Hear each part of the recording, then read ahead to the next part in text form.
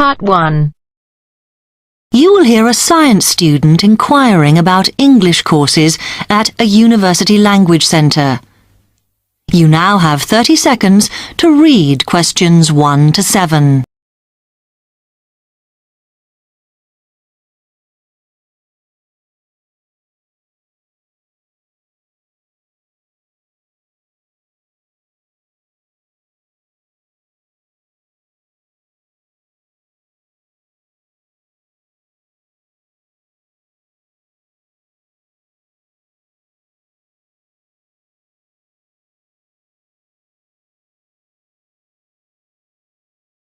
Now listen carefully and answer questions 1 to 7.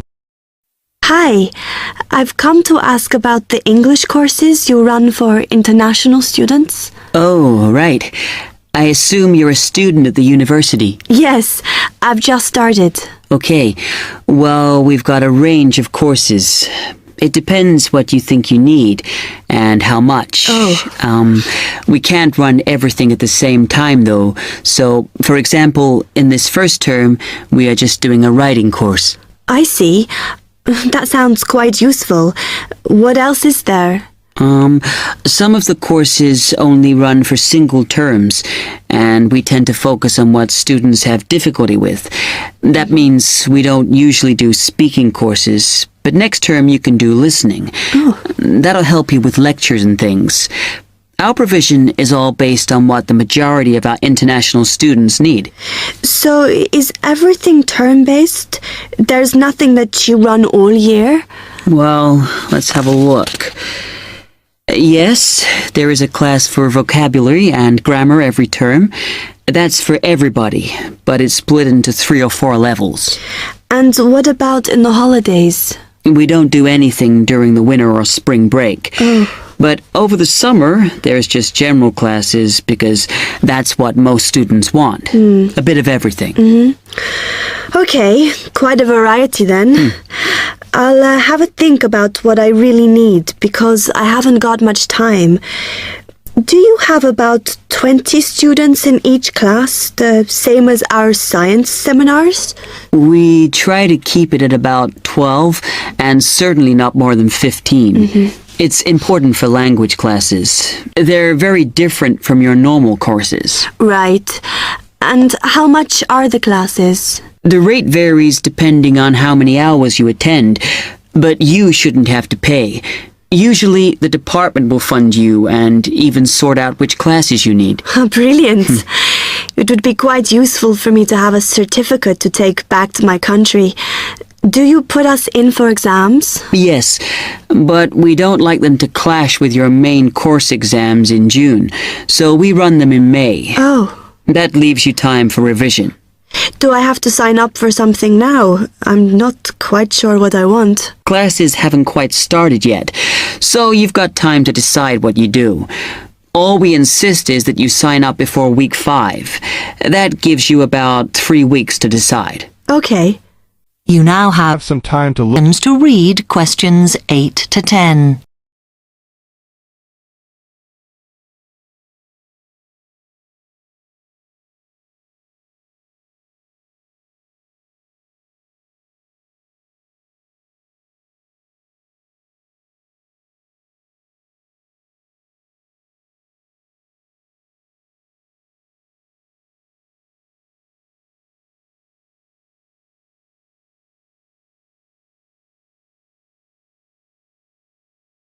listen carefully and answer questions 8 to 10. Then, when you've made up your mind, you need to come back here to the administration office to enroll. What do I need to bring with me when I enroll? My identity card, I guess. Yes, or your passport. Then you'll be given a registration form, which you'll have to show to the teacher when you have your first class. Okay. And should I ask my tutor about which classes I should do then? Yes. Then you get a note from him and give that to the desk when you register. Can I use the computers here as well? Yes. You'll be given a password when you go to your first class. So remember to bring a disk with you to save your work on, as you won't be allowed to save it on the hard drive. Okay. Will I need anything else? dictionary? We've got loads of those here that you can borrow, but you'll need a notebook as we don't provide paper or files. Okay, thanks. That is the end of part 1. You now have half a minute to check your answers.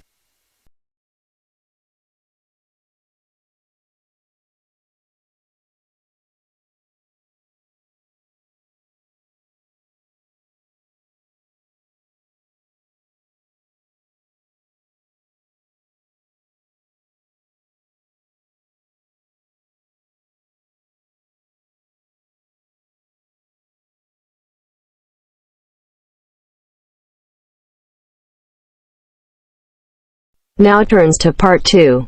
Part 2. You are going to hear a lecture given by a counselor.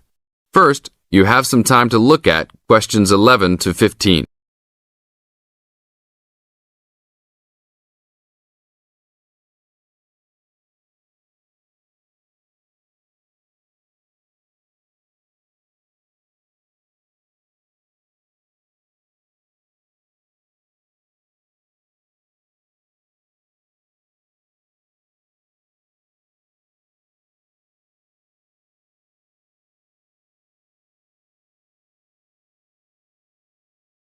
Now listen to the tape and answer questions 11 to 15. Hi, I am your counselor for this year. Today, we will visit the facilities available to you on our campus. As students, you should take advantage of everything you have available to you.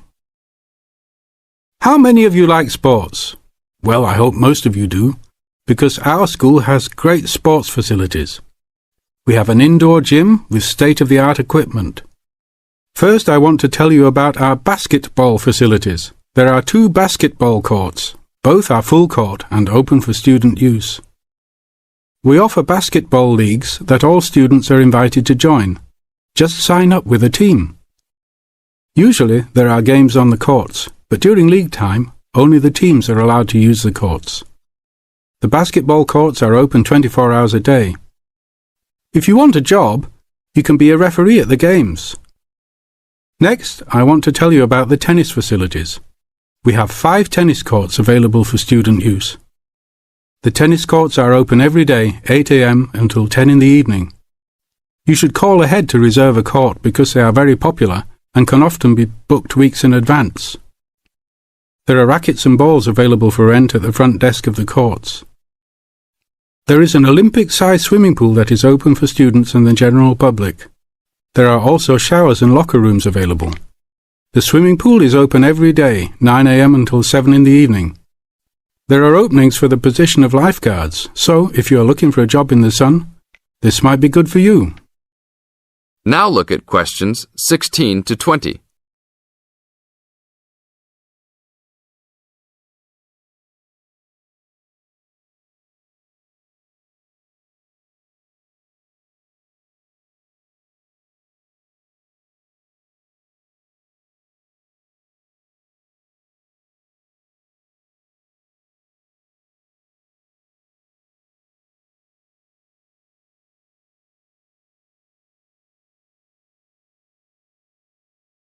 Now listen to the tape and answer questions 16 to 20. There are also 2 weight rooms and a gymnastics room. The weight rooms have all the standard equipment available. Please check with the gym to see the open hours because they vary from time to time. The gymnastics room is usually not open for individual users because there are almost always classes held in the room. However, if you are interested, you may sign up for gymnastics classes. Plus, if you like martial arts and boxing, we offer classes for everyone, from beginners to advanced students. Please check the schedule for availability. There is everything available, from Chinese wushu to Brazilian wrestling. I will talk for a brief moment about our library system. Our campus has 3 libraries available to undergraduate students, 1 additional graduate library and 1 faculty library. The libraries are open daily until midnight except for during testing periods, when the libraries will be open 24 hours. Please look on a map to see where the libraries are located. All students with a valid ID can check out books, with a maximum of 10 books at a time. Books can be checked out for a 2-week period and then renewed for 1 month maximum. After that, there is a $1 fine per week that the book is overdue. I will repeat that. There is a hefty $1 fine per week. So it is a good idea to return books on time. If you lose a book, then you will have to repay the library for it, plus a fine. If you damage a book, most likely you will have to repay the value of the book. So please, enjoy the library facilities, but take care of the school's belongings. The library is also equipped with 200 computers for student use. They are all internet ready and available for use. You must sign up at the library for 1-hour time slots. You may sign up for up to 3 consecutive slots at a time. No one can use the computers without first signing in at the library. That is it for now. Thank you for your attention. That is the end of part 2. You now have half a minute to check your answers.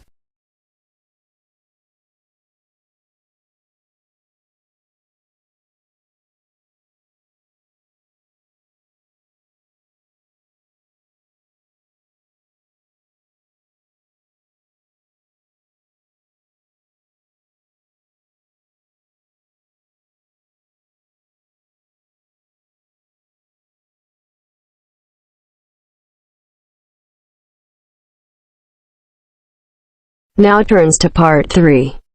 Part 3. Hear a conversation between Mrs. Lamb, a member of the staff in a large hospital, and Andrew, who is a student in the nursing school. Mrs. Lamb is explaining the rules about visiting hours in the hospital. First, you have some time to look at questions 21 to 24.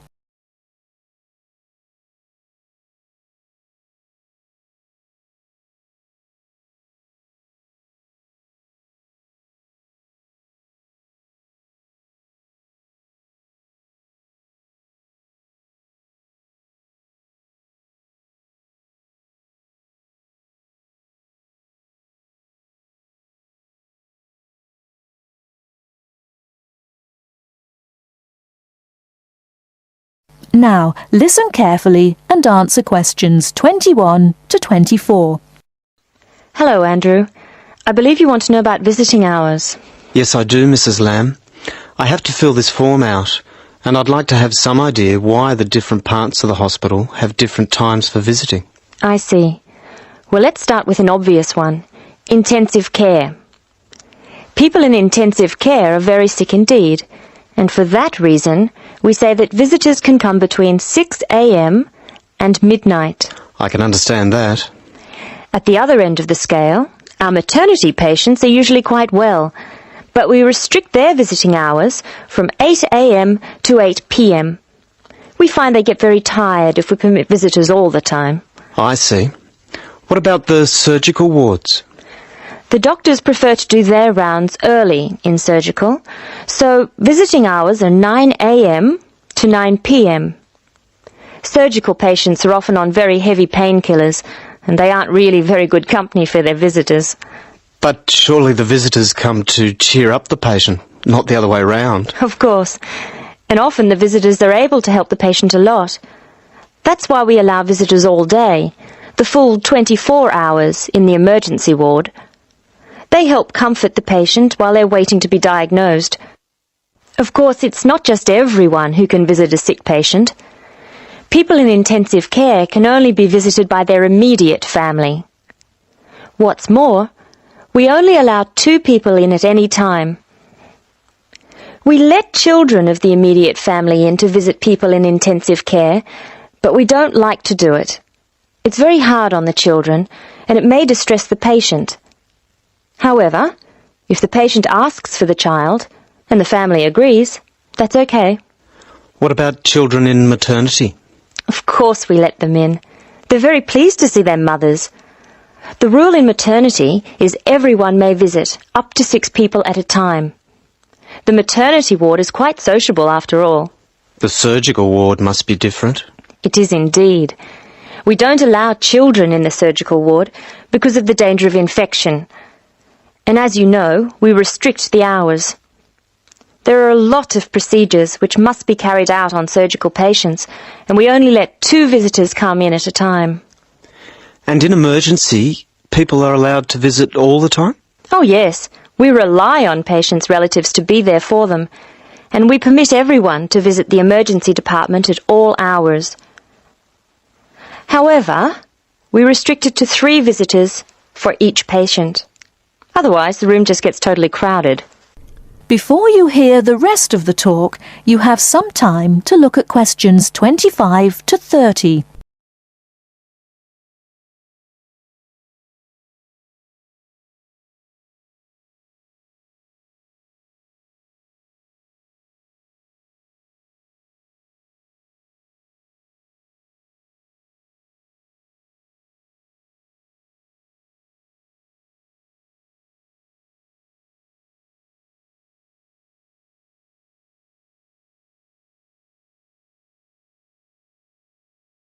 Now listen and answer questions 25 to 30.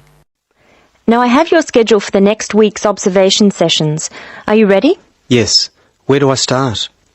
On Monday, you'll be in male surgical in the morning and in female surgical in the afternoon. You'll be following Dr. Shea on her rounds. Thank you. And on Tuesday? On Tuesday, you'll be with Dr. Thomas in the morning and Dr. Robertson in the afternoon. No, that can't be right. You're with Dr. Thomas in the afternoon and Dr. Robertson in the morning. Do I ever get to see Dr. Kim? Yes, you'll be with Dr. Kim on Thursday and Friday. She'll take you through the children's ward and through our new teenage ward for 12 to 15-year-olds. Great. I've read a lot about that new ward. Will I see the schoolroom? Maybe another time. And what will I do on Wednesday? On Wednesday, you'll join the other students for lectures. You'll be in the Redmore lecture room between 8 and 10 a.m. and later between 2 and 3 p.m. Thank you. Do you know how big my class is? The intake this term is 200 first-year students. I'm pleased to say about 1/3 are men, which is good. Nursing used to be an almost entirely female occupation. I know. My father trained as a nurse, and he was considered very unusual. Is he still working as a nurse? Yes, he's working in a hospital in the country. I guess I just wanted to follow his example. That is the end of part 3.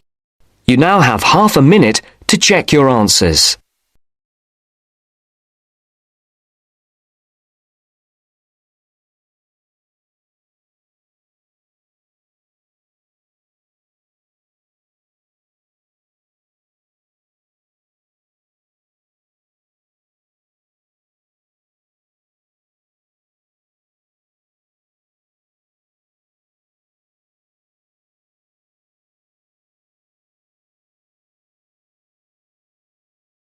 Now turns to part 4. Part 4. You're going to hear a lecture on some useful information for your travelling around Britain. Listen to the first part of the lecture and complete the notes below. First, you have some time to look at questions 31 to 40.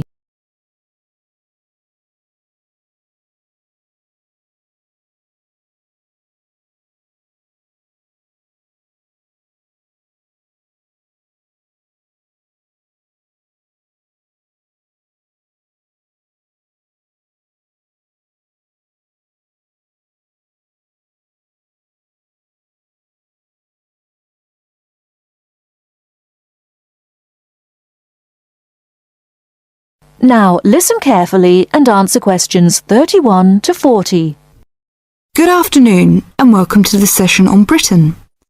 This afternoon I would like to provide some useful information for you about travelling around Britain. Britain has over 700 tourist information centres. You will find them at major ports, airports, stations, historic landmarks and towns and holiday centres. So just look out for this sign that says Tourist Information. The staff will be able to answer your holiday queries as well as provide essential maps, guides and brochures. Tourist information centres at major ports and airports in London and addresses of British Tourist Authority European offices are all listed on the Tourist Information Centres. Now let's talk about the telephone in Britain. You know, Britain is well supplied with public telephones. Street kiosks take 10-pence coins. In city centres, mainline railway stations, airports, and central London underground stations, payphones and card phones are in operation. For the latter, small plastic phone cards are used, and these come in 10, 20, 40, 100, and 200 units, and can be bought at post offices, news kiosks, station bars and shops where the green and white card phone sign is displayed. When using the different public telephone systems, make sure you read the dialling instructions carefully. Now, let's see the banks in Britain. There are 24-hour banks at London's two main airports. One is Heathrow and the other is Gatwick. Otherwise, banks are normally open from 9:30 to 15:30 hours, Monday to Friday. Barclays Bank and National Westminster Bank offer a Saturday morning service at some of their branches. National Jaro Bank has 42 bureaux de change located in post offices throughout the country in main tourist areas. Opening hours are 9 o'clock to 17:30 weekdays, 9 o'clock to 12:30 Saturday mornings. One exception to this is the Trafalgar Square office, whose opening hours are 8 o'clock to 20 o'clock weekdays and Saturdays, and 10 o'clock to 17 o'clock on Sundays. The Bureau de Change services are available to overseas visitors. Visitors can change their money there. You can also change money at Bureau de Change, large hotels, department stores, and travel agents. Be sure to check in advance the rate of exchange and the commission charged, as these vary considerably. Wherever possible, you are advised to use a bank or Bureau de Change, which conforms to the BTA Code of Conduct. In most cases, this is indicated by display of the code. That is the end of part 4. You now have half a minute to check your answers.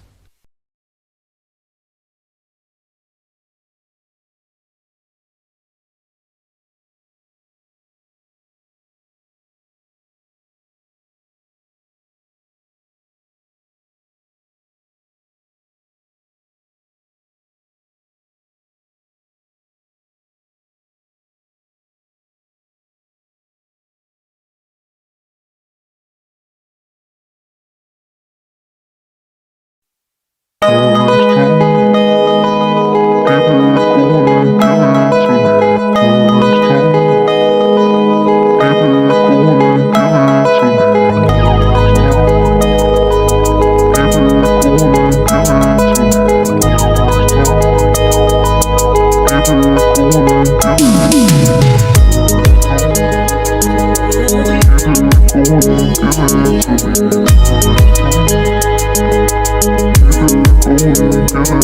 it to